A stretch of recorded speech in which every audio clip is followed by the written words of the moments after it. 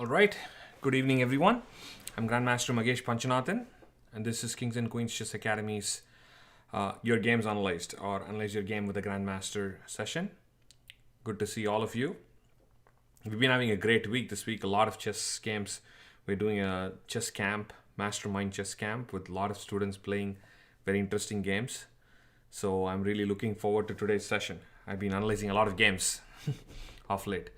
But, I have a Chess 24 window up here because I thought today I saw a really, really beautiful game by Magnus Carlsen in the Legends of Chess tournament. I hope some of you are following this. And I just wanted to show this really beautiful endgame.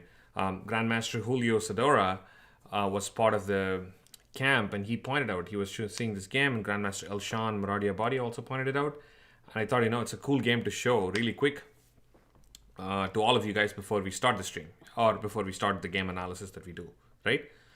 Okay, so the game we are looking at is Magnus Carlsen playing white against Peter Lecco.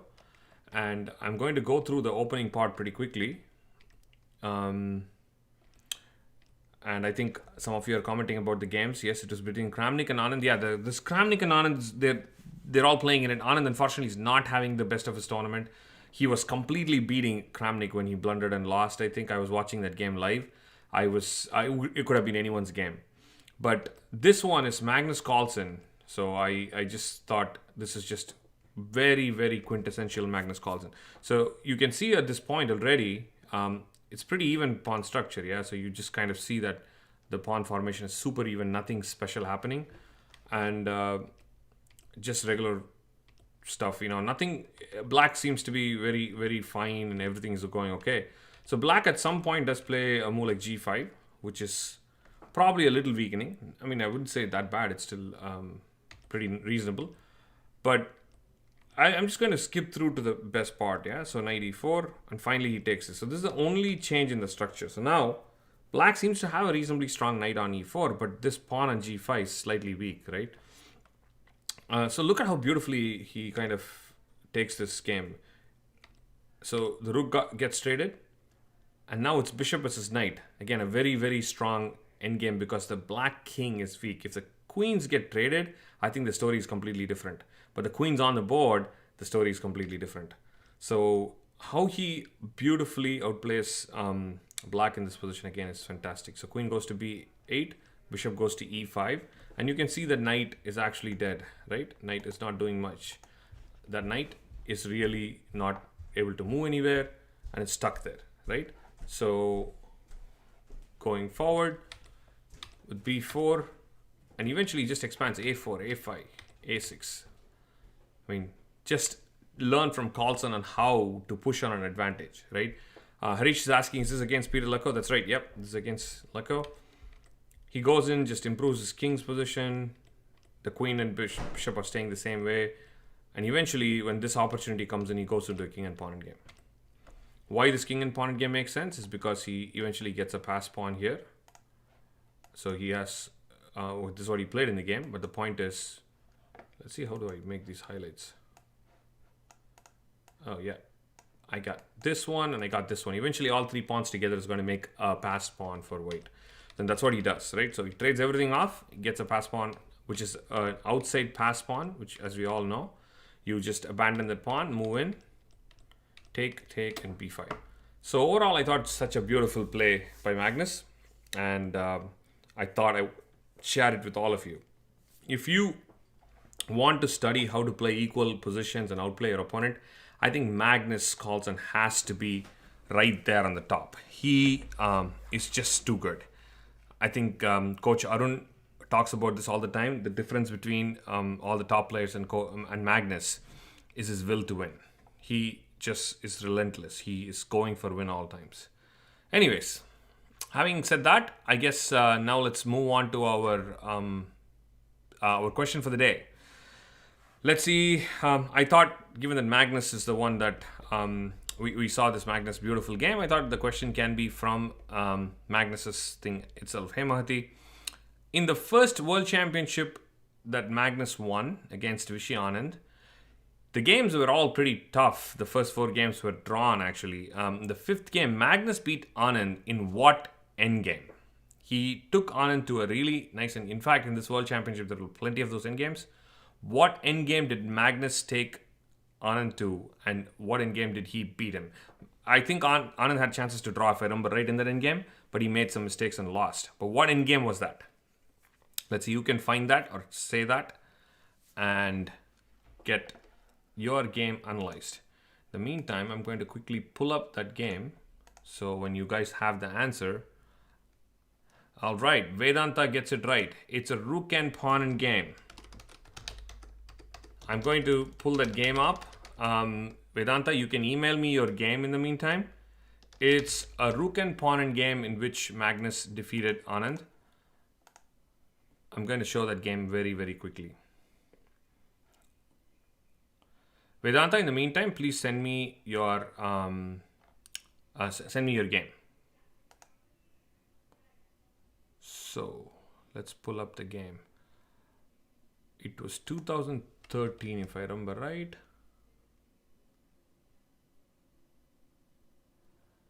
Let me see if I got the right one. Yep, here it is.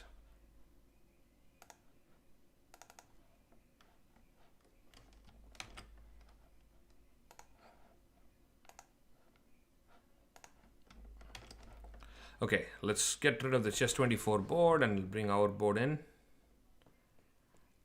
very quickly. Awesome. So that's done. So Vedanta is saying it's a coach game against Coach John. Nice. We can see that. Coach John usually stops by the stream. If he's coming here around, we can see it. By the way, I'm just going to show you the game. Vedanta says he's already sent me the game. That's good.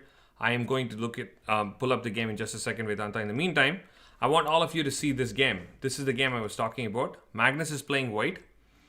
And again, I'm going to skip through the opening part because that's not part of our discussion. We can do a lot of that, but I want to get to the main part.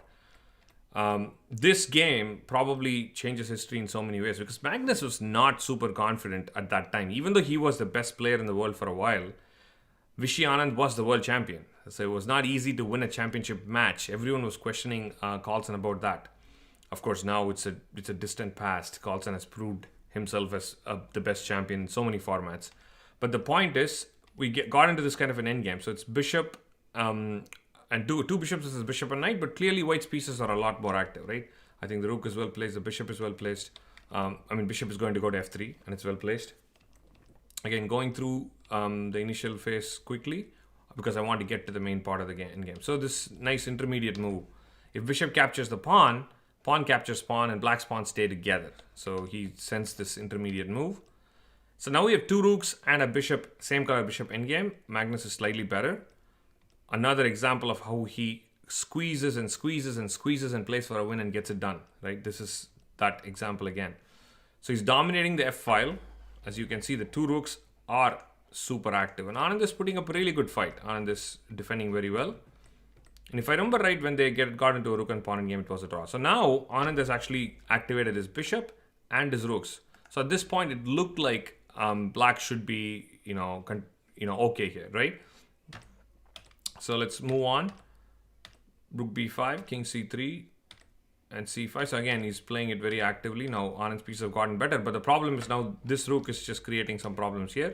So here they got into a trade. And bishop, actually, let me go back here. Finally, it happened with this check. Yeah. I skipped through a lot there, so don't worry about it. The reason I skipped through is I want to get to this rook and pawn game. Bishop g8 check, king has to move, check, and then he takes. So we got a rook and pawn game where Magnus is up only 1 pawn, and he converted this very beautifully. So before we start Vedanta's game, let's see who can look at this. So king e6, actually here, this was a mistake. Black could have made a draw without this move, but he played this. After a4, king takes e5. a5, king d6.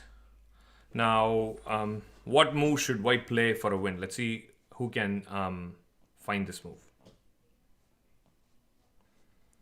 Let's calculate this. What did Magnus play here to win the game?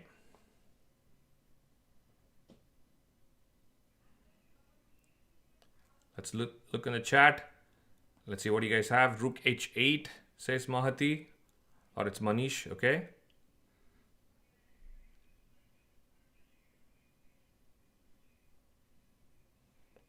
Rook h7, rook h6. I'm getting a lot of interesting moves. Anything else? Rook h6. Rook h6 with rook b6, cutting off the king. The only problem with the rook on b6, Harish, is you won't be able to push the pawn. If you put the rook on h6 and you put the rook on b6, what happens is when the king is on c7, you cannot really push the pawn, right? So the correct move happens to be rook h7. I think who suggested that? If I remember, okay, Vedanta. Vedanta is on a roll today. Rook h7, cutting off that king and making sure the pawn goes to a7. So now he gets this pawn to a7, and of course, if required, this pawn runs up too, right? So let's see what happened. King d5. So at this point, it's actually pretty obvious it's lost, but I'll show you what happens. So now this pawn has moved all the way here, and now the winning plan is very simple. I just push the h pawn. I keep pushing it, and I keep pushing it. See, the problem is the rook on a6 is tied up to this one, right? So that's why the rook position on h7 is so important, because until the pawn went to h6, black couldn't touch that pawn. So keeping that setup helped him get that, right? And then finally, now it's just game over because it's 7. I mean, Anand resigned early on, but this was that beautiful game that he played in the rook and pawn game. Like I said, that changed everything. That changed the history of the game. Now let's move on and let's pull up Vedanta's game. He has emailed it to me. Oh, it's a Leech's game. Okay, let's see if we can copy this.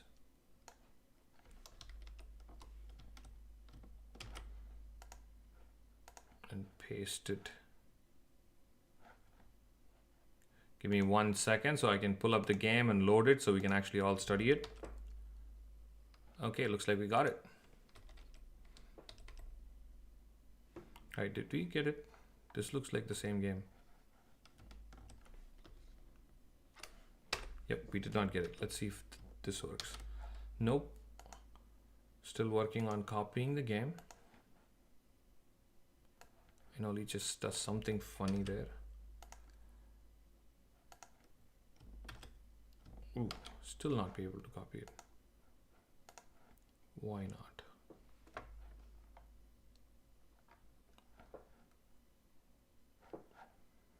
Does anyone know how to download the PGN?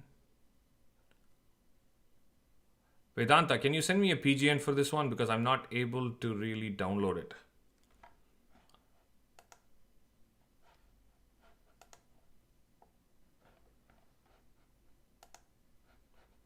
Oh, actually I did.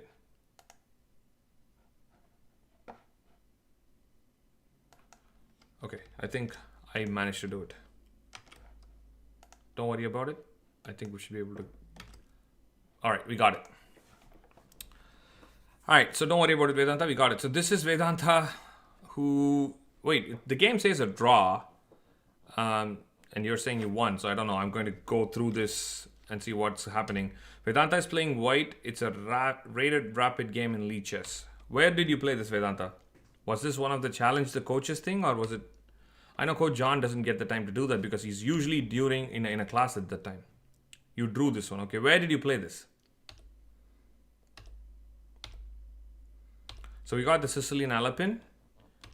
Pawn takes d6. Okay, pawn takes, queen takes. I think very normal. I'm not so sure about bishop f4 or bishop c4. Let's see. He played in a tournament that happened in International Chess Day. Very interesting. I'm wondering if black was supposed to play e6 after pawn takes d6. I'm just checking the reference, just letting you know. Oh, by the way, yeah, just like I suspected, bishop c4 is not very common. Looks like knight c3 is more common. And here, looks like e6 is also played. But okay, queen takes d6 looks okay. So, Vedanta, one thing you need to remember is this is probably a little too early. You wanted to play knight c3 first. Just keep that in mind. So, knight to b6, bishop to b3, bishop e6, and knight to c3. So, very typical structure. I just like these kind of positions a lot because it's isolated queen pawn. And I love isolated queen pawn positions. The reason is they bring in a beautiful struggle from both sides, right? I've talked about this before, and I like to mention this again and again and again. If you want to study and get better at chess in middle game, one of the most important things to learn is to understand the struggle. Both players are trying to do something, not only one player. And an IQP that comes out very well. So I would strongly recommend studying isolated queen pawn positions a lot, because white has something, black has something, and you can learn both. So bishop takes, pawn takes. See, this is something I'm already not 100% happy. Why not maybe castle, Vedanta? I would have castled here. And if bishop captures b3, I would have taken with the queen. What do you guys think about this? I think this looks interesting to me as white. Did someone call me? Yes, Coach Robert. We're always calling you. Glad you're here. So after bishop takes b3, queen takes b3, I feel like white has pretty strong initiative, right? What do you guys think about taking the pawn on d4? Do you actually like this? So Vedanta is asking, this is not a free pawn. What do you guys think? Knight takes d4, queen takes d4. I want you to assess this. I feel like white's doing great. White's doing very well here because of the fact that white's castled. All you need is a very, very tiny amount of initiative. And that's what you have right now. Because look at how many moves black's going to take to castle. I need 3 moves because I need 1 move to move the pawn, 1 move to move the bishop, and then to castle. Unless, of course, if I want to castle this way, which looks extremely dangerous, right? Castling queenside is like super open. White, on the other hand, if I just bring these two out, I have every single piece out there. So this is very dangerous. And Harish is even giving me a really good move, bishop to e3. Yes, bishop to e3 looks pretty strong. Because now, I'm taking the knight if you play queen c4 or queen d5, right? Watch this simple tactic. Let's say you want to trade queens. Unfortunately, it's a blunder because after bishop takes, now the queen's hanging, so I'm forced to do this move. But after pawn takes, look at what we just had. We opened up that file, right? And that just really won the piece for you. So bishop e3, I think it's basically over, right? If I play anywhere else, maybe another tempo. Doesn't matter, the queen moves somewhere else. I mean, it's so open, the position is so open that the queen cannot even go anywhere without getting attacked. If I go to f6 or something, knight c3 is coming up, knight b5 is coming up, right? So just look at this example. I'm playing knight c3 and I'm going to go here, and there is almost impossible. It's impossible for you to stop knight to c7. And initiative is extremely important, Vedanta. I want you to think about that, right? When someone attacks a pawn in the opening, I don't want you to worry about the pawn if you can achieve a development advantage. So right here, that's what I was thinking. I was like, I do want to protect the pawn, but I want to get my king to safety. The minute I get my king to safety, I'm able to sacrifice that pawn on d4, right? So knight c3, bishop here. Even now, I would have done this. Because after knight here, knight captures, queen captures, white actually gets to castle. The same old thing. I didn't start with bishop e3. I still believe it's good. Watch this. Let's try a couple of moves. Who can tell me a move for black? Knight c3 is not the most important tempo in the game. It's not what I would have played if that I had an option to play bishop e3, but I think white still is in great shape. And to prove that, let's see, e6 is being suggested. Anything else? Because e6, I'm telling you, you're going to run into the same problem. e6 basically transposes, nothing else. e5 also looks very dangerous. It kind of transposes to the same issue. So I would not recommend doing that. Maybe queen c4 is what I was thinking. Why? Because I want to trade queens, right? And if you trade queens, there's a slightly better chance of getting, getting okay, yeah? But look at this. Even if I trade queens, this is super strong for white. Bishop e3, you capture on b3 is pretty forced. I capture back. And look at the pressure you're creating here. You got pressure coming up on the a file. You got pressure coming up on the diagonal, and that's it. I think black doesn't have any good defense, right? If the pawn goes up to a6, b6 knight's hanging, I'm already threatening to win the knight for free. It's almost impossible for black to deal with this, right? Look at those two pieces. Not even out yet, right? That's the reason why initiative is so dangerous. You get something going and you got a great attack, your opponent has no chance. Queenside castle? Harish is saying queenside castle. Let me check it out. Is that even possible? Well, queenside castle is not possible, Harish, because this is hanging. I'm not sure if you're thinking about a different position. Actually, in this case, bishop takes b6 is stronger, I think. after pawn takes, rook check, I'm going to win the rook by force. Because king c7 is met with knight b5 check, king d7 is met with rook d1 check. So going back, critical point of the game, Vedanta. This is the most critical point of the game. I think you missed this particular idea. And after bishop takes a takes b3, I already like black's position. Even though black is behind in development, but now I think your structure is very dangerous. Unless you can come up with something very quickly, I am going to say that I like black's position. Let's see, knight b5, queen d7, bishop f4. Okay, so you're trying to create some pressure here. But is that really a problem? What if I castle? Oh, Harish, you're talking about the different position. Manish is asking rook c8 with the idea of queen c4 in a different position. I think, okay, it's still a lot of initiative, Manish. I know what you're talking about. It's basically still slow. White is always going to get enough counterplay there. Let's get to this position. Is knight to c7 something I should be worried about, guys? What do you think? Should I castle or should I stop knight c7? Because I think Coach John did stop it. And he gave you a pawn for it. I'm going to be a little brave and castle. And ask what's going on. This is usually how I calculate. If I don't know if a move is dangerous or not dangerous, I'm usually going to play it first to see what's going on, yeah?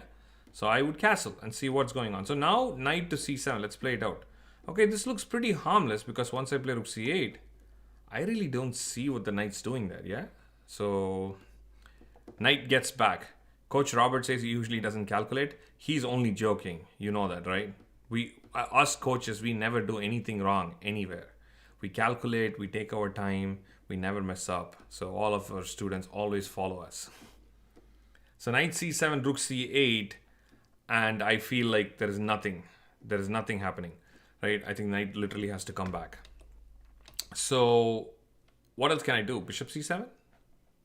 That doesn't even seem right. I could try to take on here, but I think knight d5. So yeah, I like how you're creating counterplay, but if black castled, I don't think there is much going on there. And the next move, I get to play a6. So unfortunately, that would have been easier, but okay. Fortunate for you, Coach John played rook c8 and allowed you to take on a7. Okay, good. So you got a pawn back. With your bad pawn structure, you're slightly back in the game because you are one extra pawn up, one pawn up.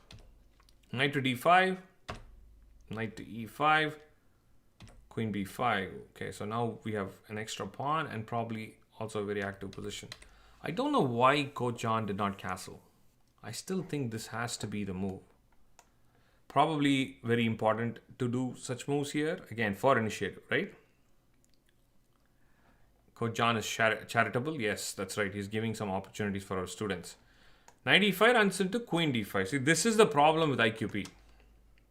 I get excellent outpost. Not only for my knight, even for my queen. I'm defending this pawn. And you can't really chase me out of here. Now I could probably get rid of your rook. Stop that initiative. And slowly, the only piece I think that's in bad shape is a knight. Eventually, I'll get that knight to d5. That should be good. So going back, I think castling might have been an important move. But knight d5, queen b5, bishop g3. Okay, so now castling. Okay, so and actually, Coach John's defense, he probably put his pieces in a better square than I did.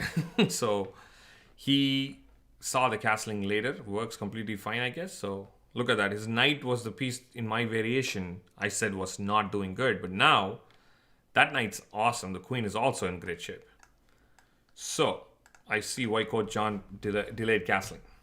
Queen to d3, I guess capture, and b6. Not a bad idea, Vedanta. The reason why I like queen to d3 is because this pawn and this rook, like the active rook, looks really nice, except the queen's holding that together. Before black could play rook a8, you played queen d3. That's kind of important, because if black played rook a8, then that's it. Your active piece would have gotten traded. So queen takes, knight takes, b6. We are going into a very interesting endgame. I like this. I like endgames which has very interesting positions like this. All right, let's see. Coach Robert is saying, is there any other reasonable waiting move to try to improve the situation by having king d7 on tap? Ah, good point. So I see what Coach Robert is talking about. This is a good thing. It's anticipation, yeah? White wants to play queen d3, and we kind of see that. And he wants to try to see if the king can go to d7. But the only problem, Coach Robert, is I think as long as the knight stays on e5 or can come back to e5, it's always a little painful. And also, I need to solve the other problem of defending b7 before I can try the king staying on the center. I think your plan would work perfectly if you could achieve rook a8 first. The only problem is you're not going to be able to achieve that before you castle. So for that reason, I think this might not work very well. Yeah. So castle, queen d3, queen takes d3, knight takes d3, and b6. Okay, so I guess we have a very normal in-game. But of course, the extra pawn is going to come in handy. I think that's what probably helped Vedanta, right? The extra pawn, I mean, if this pawn was not there, we get the same position, and black probably slightly better. But now, white has an extra pawn to do that. All right, knight f4, knight takes, bishop f6, and bishop e3. Black has a slightly better bishop versus knight. Why? That's a fixed pawn or a bad pawn. Ooh, he says he lost 2 pawns. I'm kind of surprised to see how you drew this one then. Okay, so bad bishop right here with an isolated pawn. So that's the deal so far. Did you have d5? Vedanta, did you consider playing d5? The biggest problem you have is this pawn, Vedanta. I would always consider this move. You got stalemated. Okay. I can't wait to see the end of this game. Coach John's not going to be happy. But let's see. What do you guys think about d5? Looks like an interesting move to me. It opens up the bishop's diagonal to win this one. So I know I'm going to lose 2 pawns because I will lose this one and I will also lose this one. But it still probably equalizes the position quickly. So second rank would be weak. Luckily, you don't have anything going on in the second rank, Vedanta. So the good news is you could actually give it up. So let's say I play this. Rook captures d5, which might make more sense because bishop takes b6 otherwise would be... so what is the best move for black? Let's hear this. Eliminating weakness but creates one. Play h3. Yes, back rank weakness. We always have to deal with that. What's the best move for black here? I think black clearly takes advantage here, but...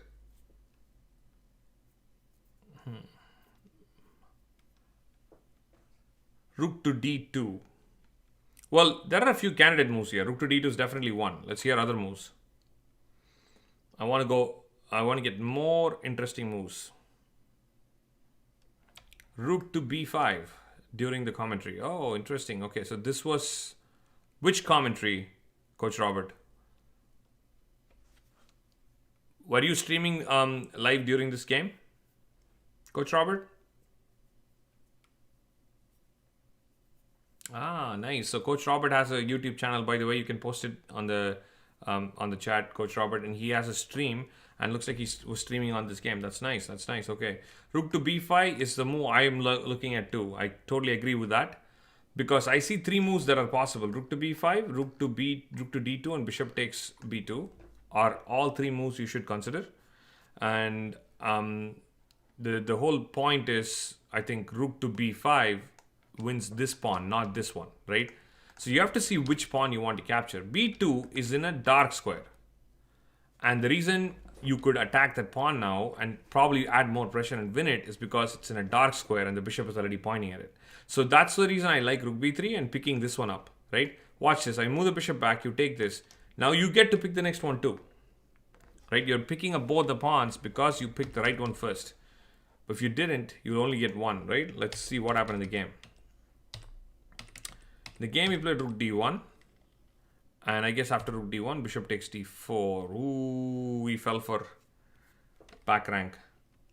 Back rank checkmate problems. I think that's what Coach Robert was talking about, playing h3. Bishop takes, Rook takes, and Rook to b1.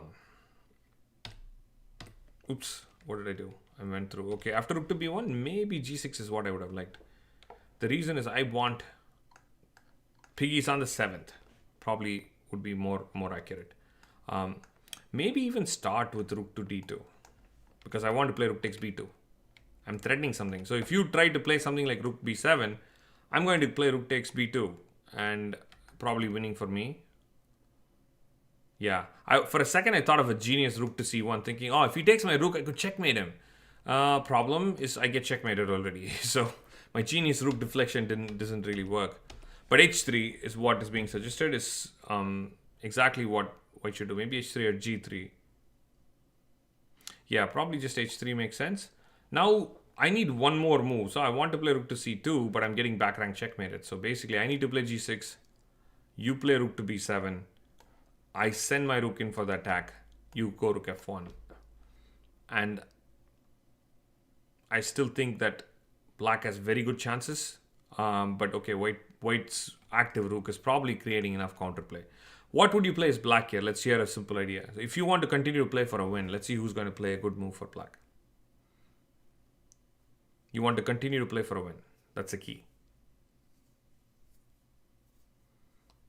How would you keep your chances alive? Rook and pawn in game. I'm glad we are looking at rook and pawn in game. We just talked about that. h5, good move. Okay, you could play h5, but I'm guessing it's not adding any value per se here. I don't know if you were just joking about the move. I see an exclaim point. Rook c6, very nice. You want to keep the pawn, except I think you chose the rook, the other rook. I would have liked to play rook to d6, right? This would be more interesting to me because, I don't know. I just like the rook d6 leaving the c6 square open for some reason. Because now this is under attack and the only way to save it is to go back here. Now you get all your time to improve whatever pieces you want. Do it slowly, steadily, no rush. Because if this rook moves, he automatically loses a pawn. Right? That's not possible. And if this rook moves also, actually this rook is free to move a little bit. I wouldn't say this rook is stuck. Definitely can move a little bit, but still great for black to continue. Rook a1 instead of rook b1. Fair enough. So after rook d6, rook to a1. Coach Robert wants to play rook to a1. Fair enough. I see you're trying to go rook here, but I have rook d1 check. Yeah, so I simply pick up the pawn. The problem with either rook a7 or rook a8 and rook a7, I'll play rook a8 followed by rook a7. I don't have a direct way to defend it, but I do have this check. And when the king actually goes up, I pick up the pawn and I save this one. So now I don't mind losing this one because I have created an imbalance. The imbalance is that black has a connected pass pawn on the king side. White only has one pass pawn on the other side, right? So eventually rook 1 d2 is also going to come in. You're right. Rook takes b6, rook 1 d2, and I'm going to take on g2, and that should be a problem. Well, okay, there are more moves to consider. I think Coach Robert is asking about rook takes, rook here, and rook takes pawn. But I have a feeling this should be pretty lost because I'm going to pick up this one too, at the least. Probably lots of checkmate ideas still in place. But at the least, I pick up this one and I maybe pick up that one. I'm up like 3 pawns. Should be winning for black. Let's see.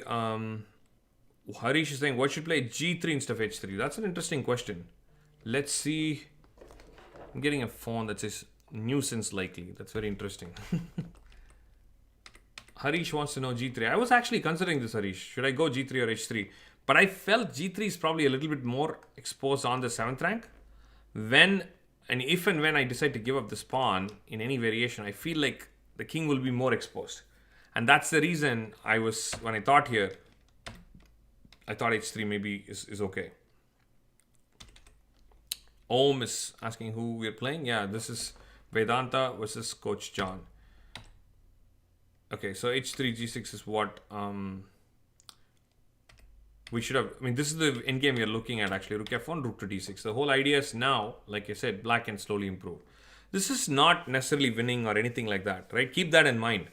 And again, we come back to Carlsen's examples because if you want to win a game positionally, you probably have to make your opponent do 10 slight inaccuracies. When you want to win a game in tactical shot, it's going to be one shot and you're going to win. Hey, Samai, good to see you. It should be early. I think. Yeah. So my guess is you probably didn't even go to sleep. We have someone from Chess Space India, Indian stand-up comedian Samai, right now, who's actually visiting our chat, which is really nice to have you, Samai. We are just going over a game, and one of our student just sent in a game, and I'm just analyzing it. So the point is, I think black gets to improve slowly and slowly and slowly. You need to, like I said, get at least 5 or 6 inaccuracies from your opponent before you can actually win the game. That's why positional games are so dragged out and long, right? It's not easy. All right, let's move on to see what happened in the game. In the game, they played rook c d8. Okay, so Coach John is more immediate. He says, let's go for checkmate, yeah? So, pawn to h3 and g6. Rook to b7 and rook to b4. Actually, I like this part too. I was just thinking about this other option. Instead of playing rook to d6, which is the earlier version, or actually not this rook. In this case, I would say this rook going to d6 and having this rook on the 7th rank. There is another very active position here because I'm going to defend the pawn and I'm going to be attacking the pawn, right? So when I do both, it's usually really, really nice, yeah? So, okay. Let's see what happens after rook b4. Rook a1. Okay, so rook takes b3. Yeah, so maybe this is a slight inaccuracy from Coach John. Who can tell me a good move for black here? Let's think. Aniruddha saying Samay Soja. Yeah, I'm sure he's just wrapping up and going to sleep. He just wanted to check out what is going on in this stream. Okay, who can tell me a good move? Rook to d2 I'm seeing. Okay, I think rook to d2 is... yeah, actually rook to d2 is an interesting move. Probably a better move. I think there's a slightly better move. The thing is, I want this rook to be active. Okay, I don't want this rook to move around. I want this rook to focus on this. But I want you to focus on this idea. Look at rook 1a7 that's coming up. You need to deal with that. How are you going to deal with rook 1a7?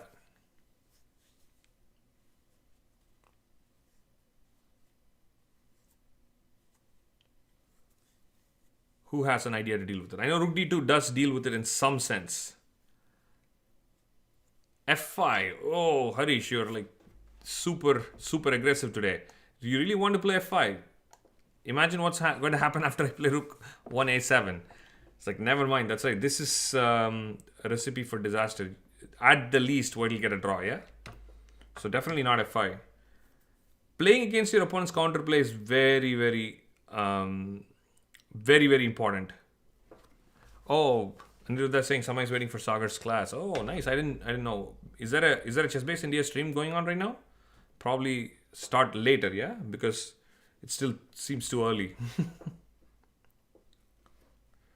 Coach Robert says the pigs are going to come. Yes, that's right. 2 piggies on the 7th rank. Getting in would be super strong. The move I was looking for, everyone, was rook to d5. This is the first move I considered. Why? Because I want to put my rook in an active position to defend the pawn, right? So if I play rook takes b3, which happened in the game, after rook a7, look at where this rook ended up. It ended up on f8. And that's a problem, right?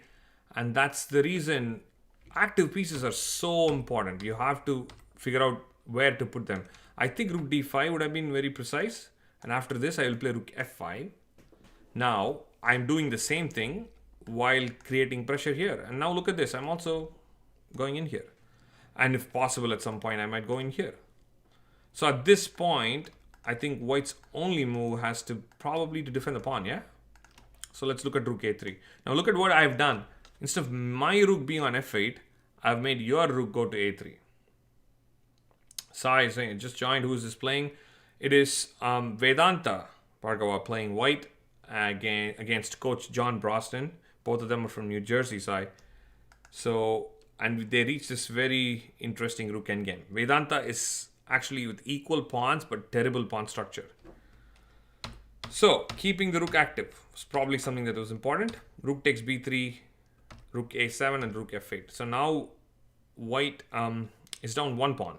But I feel like this is already better chances.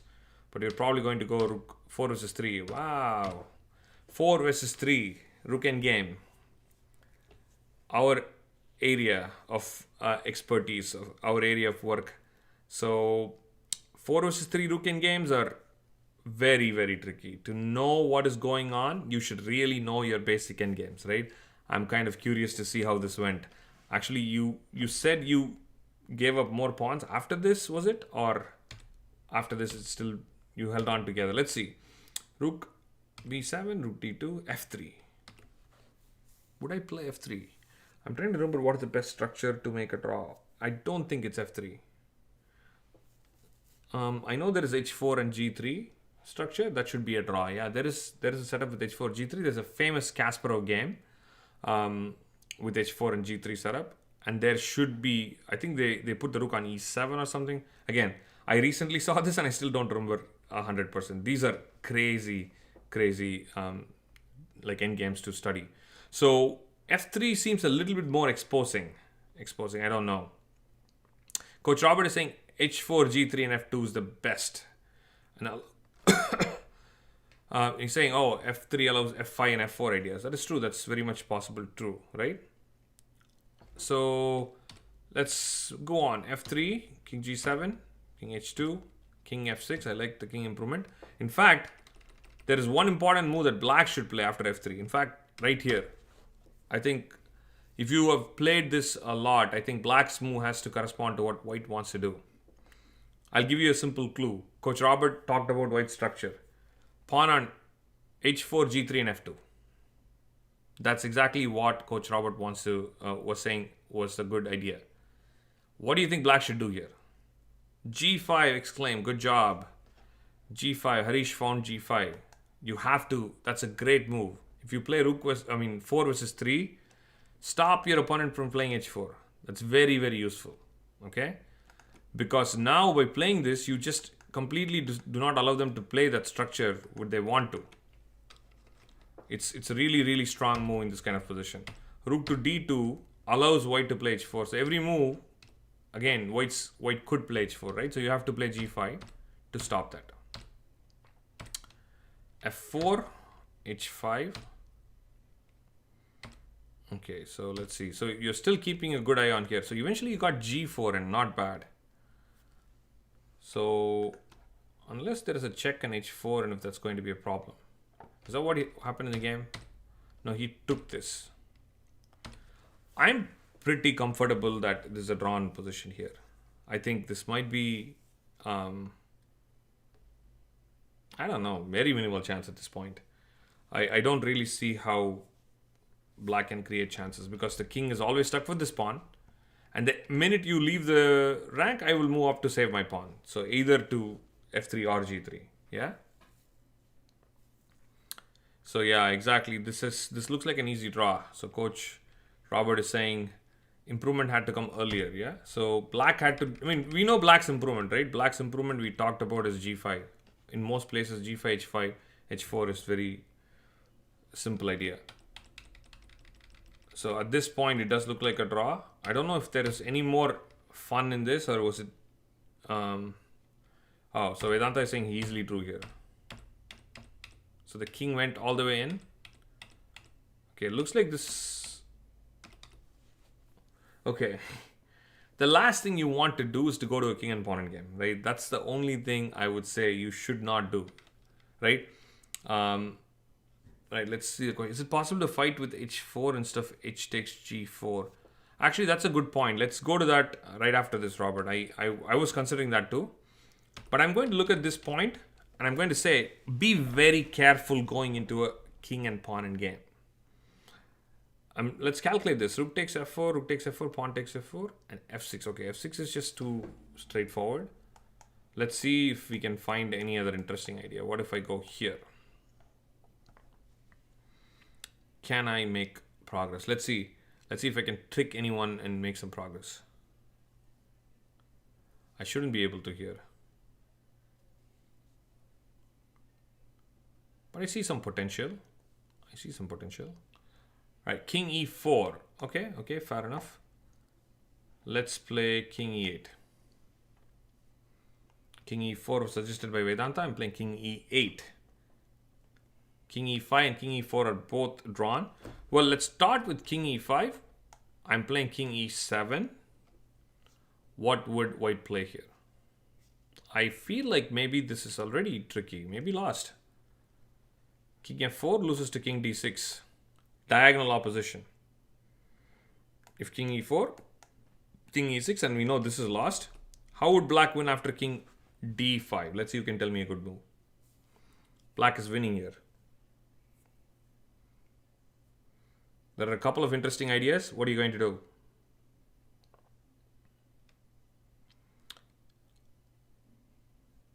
After king e8 and king e4. Okay, I'll get to that, Harish, in just a second. Who's going to tell me a move for black after king d5? f5. Very good. f5 or f6? Chaitanya is saying f5. And Manish is saying f6. That's right. I would say either move should probably win. f5 was what I was thinking. So look at how this trade is so much better when the king is on d5, right? This is just lost. King gets in. So I'm going to conclude this as a win for black after king e5. So, oh, sorry, Arav. That's right, Arav. I'm glad you found it. So after king e5, king e7 is lost. Okay, so is this endgame lost? Let's look at this. King e4, king e8. Sai, he was telling me because I called him Chaitanya. So he was explaining it to me. All right, what do you guys think? King e4, king e8. Looks like black is winning, my friends, because I have a distant opposition. Let's look at some of the ideas. So king e5 loses to king e7. King d5 loses to king d7. So the only thing I can think of is to go king d4 and keep up with this long opposition. But I would play king d8. I'll tell you why these distant oppositions work, because now I'm going to take the opposite side. If you go this way, I'm going to advance here, and if you go this way, I'm going to advance here. So you cannot continue this, dancing around in distant opposition forever, right? I will show you. Let's say this happens. I go here. Oh, my bad. King e5, and maybe, just maybe, we didn't make any progress. I'm trying to see if I can trick anyone. King d7, what do you guys think I should do? King e4, king e8, king d4, that's right, Coach Robert. That's actually one of the main variations we are analyzing. That. I think that's the only way to survive this endgame, because staying on f3 or e5, both of them were lost.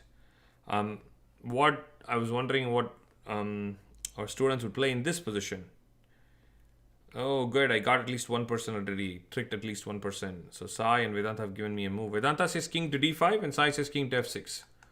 I got one of you. One of you fell for my trick. I would say, Sai, you fell for my trick. King f6, I go king e8. Problem is now you have only two moves. And you clearly don't want to go to g7. Right? I play king all the way up and I just easily win. So you have to go back, and guess what? You lost your opposition. So when you thought you can get in, you really didn't get much going on there, right? So that was unfortunately the problem. But looks like king d5 still saves it. Let me go back here and see this. So king d4, king d8, I do have the distant opposition. But looks like I cannot make any progress after king here. Because if I advance to king, I'm just one move short, yeah? I need to get to e4 all the way, and I'm trying to see how can I make any progress at all.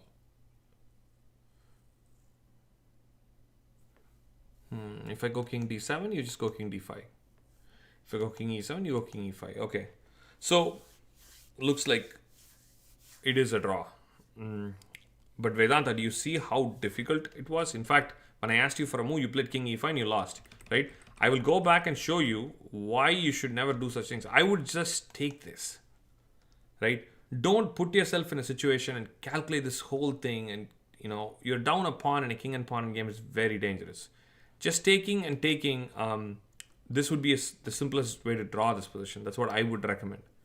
Coach Robert, that's right. I think the analysis that you're saying about king d7, king d5, and king d4 and king d8, king e4, king e8 looks like that should be a draw. Very, very close though, right? So what I was talking about here is just stay like this. Because if you continue to wait, any check, I just go down. And this cutoff is absolutely useless, because how long are you going to wait there? You wait there, I'll wait. Your king is pretty useless because the rook is always pointing out at that pawn. So this is like a much simpler way to make a draw without any complications, right? And that's the key. You don't want to play this move without thinking like a lot. I see you spent 20 seconds here, right? You do not want to play rook to c4 without being careful. This is just very dangerous.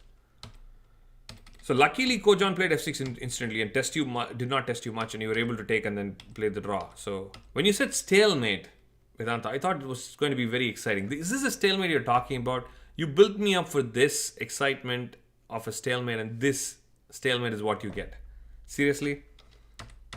He gets a king and pawn in game stalemate all the way to the end. And he misled us saying the game ended in a stalemate. And made me think that, you know, there was like a lot of excitement. This was not that exciting, at least in the end. I was just joking. The game overall is pretty good. I'm going to go back to one moment that Coach Robert pointed out. I think is very interesting. I considered that move. I'm going back to the rook endgame. Again, here, playing h4. So one of the reasons, of course, that I immediately like this idea is because you keep more pawns, right? Keeping more pawns on the board is always good. And the second reason why I like it like this is now I'm also having a target, right? So for example, I could make your rook passive. Let's say you play rook c7 and you wait. I could play check and I could play this move and say, you know what? I want you to answer this pawn. So I already feel like I'm making progress, right? This looks like it's doing much better. Yeah, Harish is saying, can I analyze the game? Unfortunately, Harish, I don't know if we'll be able to analyze another game. We barely have that much time, but that's okay. We still have a few more minutes of this rook and pawn in game because I think this is a very interesting in game to complete. We probably have to look at this. What do you guys think? Can I make progress? So let's say I play rook c4. Let's see if anyone can come up with an interesting winning idea for black. I think black has a very, very interesting situation going on here. So what's the next move that black should play to improve this position?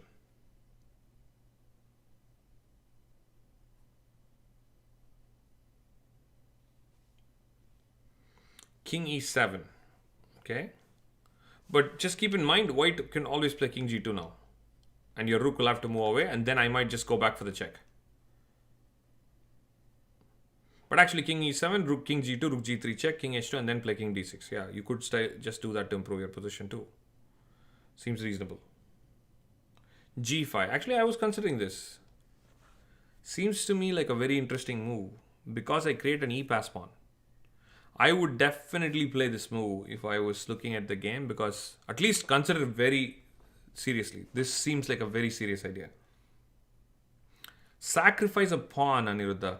I don't know if I need to sacrifice a pawn. Do I need to sacrifice a pawn? Why don't I just create a pass pawn? See, when I play g5 here, it looks like white's only moves to take.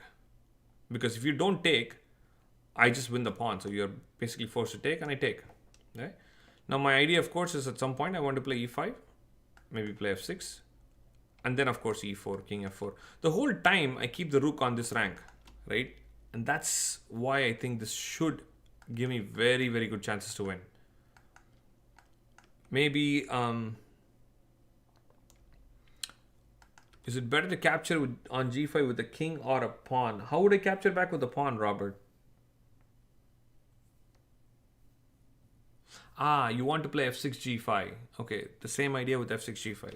All right, so just to clarify what Coach Robert is talking about, he wants to try to see if he can get f6 and g5 and get the king around. I don't know. I somehow like playing g5 and taking with the king more. I feel like keeping that pawn on f6 and stuff on g5 may be a better idea. But either ways, I simply like the fact that this pawn is what is going to give me the winning chances, right? So let's just play a few moves. How about this? We play a few more moves, we'll clearly understand what is going on. So I guess maybe check makes sense. But I can just start moving in. See, look at this beautiful position. You cannot really attack my pawn so much. Right? Check and I get in. And I'm going to play e5 and e4. Maybe these checks just don't help. So king takes g5. Let's try to play king g2. So maybe start with the check, send the king back, and e5. And if he plays rook f4, I can also play f6 first. Now, I certainly feel like this pawn's going to be super dangerous, right? So let's say the rook goes down. Rook goes down, then king f4 is probably instantly winning. Because now rook f1 check, and then rook f3, and then I get to play e4. You see how I'm continuously making progress. I mean, white's not able to stop the progress, right? Let's try to go back, and I want to see. So here, I think is where we missed. Because I wanted to see what black can do, I played a casual move. And that's again a usual way to think. I want you to remember all of that, right? What you want to do is you want to find out, can my opponent win if I do nothing? That's the first question you ask in such endgames. That's how you find the winning plan. So once you figure out the winning plan, then you come back and say, what can I do to stop that winning plan, right? So now we know that sitting around is not going to help. So we need to be a little bit more active. So I might consider g5 check. Send the king back to g7, because coming to f5 means rook takes f7 check. So king goes to g7, right? That's good. But I'm very skeptical about this too. Look at this pawn. This is really tying everything up. Based on that, I still think black is good. What do you guys think? How can I improve now? What can I do right now to improve? Let's see. What move am I getting? Rook to g3 check you can play. I can move king over here. Oh, by the way, it's white's turn to play, yeah? As always, let's assume that white wastes a move. If you play rook to g3 check, I'm going to go here. And if you play rook to f3, I'm going to go here. So Vedanta is saying I still think it's a draw because you cannot move the king, right? I don't know if it's impossible to move the king. I just found,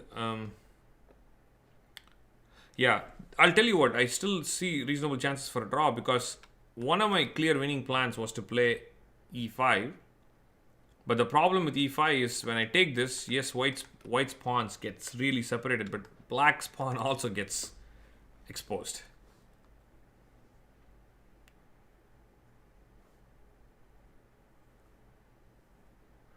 Coach Robert's variation says king g8, g7, f8, e7, e8, d7 or something similar. If rook g3, king h, rook f3, rook c4, king f8, they can take on f7. Well, they will be able to, Robert, because they'll be coming down with a check, yeah? So let's say I play rook a4. The point is when you go here, I check. So that you get out, I'll actually be able to take. Because I'm always getting the 7th rank with a check. Because when you go to the 8th rank, I check. Every time you're trying to cross the 7th rank, I'm checking you on the 7th rank, giving me enough time to take on f7 if I need to. So I don't really see how I can escape that. So the idea I was talking about was e5, yeah? So e5, the problem is if I'm on 7th rank, I think white gets e6. So that's a problem. And if I'm on the 4th rank, oops, sorry. Let's go back here and we'll go g5, king g7. Yeah, rook f3, rook c4. Yeah, and the 4th rank you can never play e5 because h4 will hang. For example, let's say I play this. King g2, check, king here, and then I was thinking maybe e5 ideas. But the problem is this will still lead to a draw because a lot of pawns will get traded. h4 is hanging. And after rook takes e5, it's basically game over, right? 2 versus 1, I would say this should be a pretty easy draw. So rook a4, rook c7 is what is being suggested. Let's see. Rook g3, king here, rook f3, rook c4, king f8, rook here. So I think one of the ideas is to play rook d3, which makes sense. I think that's the kind of idea Manish is suggesting, to play rook d3 and rook d7, yeah? So let's say the king comes in, you come out, and if there's a check, you go here. By the way, another interesting king and pawn game. Can I take and go king to h4? Yeah. So sometimes you can do good stuff. Guess what? It has interesting kind of repercussions in endgames. because you really don't know what you're trying to do. And here, ooh, I think I found a win for black though.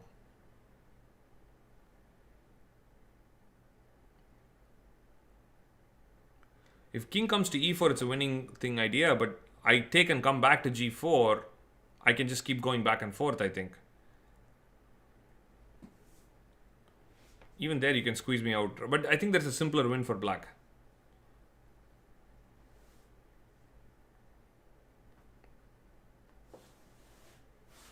And it would be something like, yep, e5 with the tempo, that's right. Simple enough.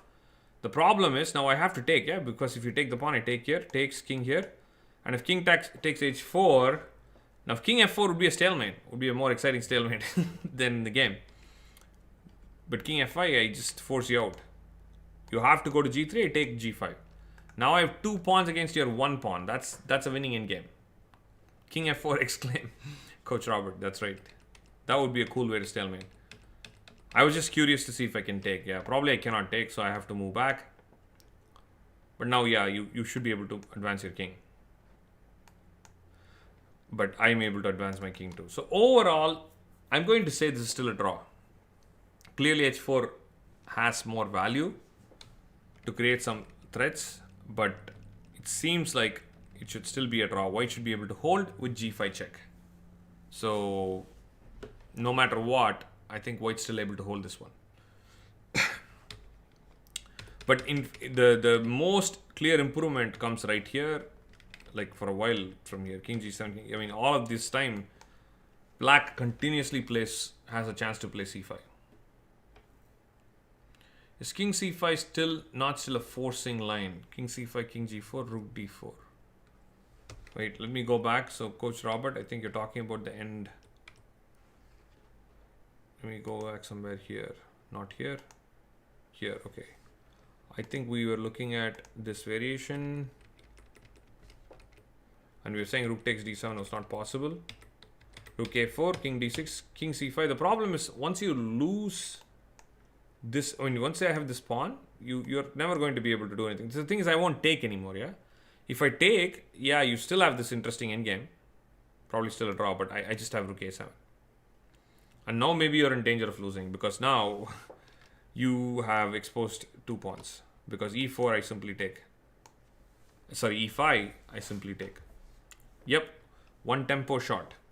Lots of very interesting, good ideas, but they're all one tempo shot. Yeah.